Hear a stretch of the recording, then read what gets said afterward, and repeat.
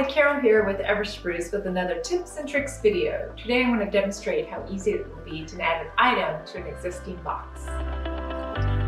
So to add an item in an existing box, first you need to log in to the app.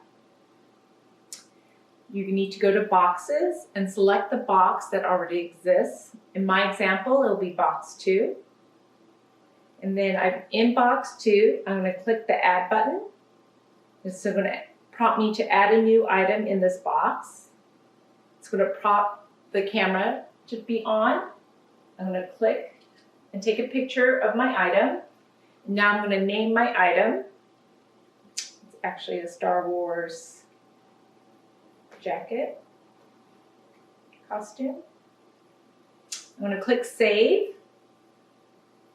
My item is added, and now I can see in box 2 my new item has been added.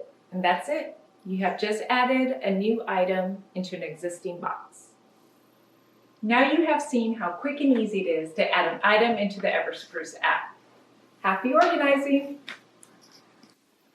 Thanks for watching my Everspruce tips and tricks video. For more tips and tricks videos, please subscribe to my YouTube channel.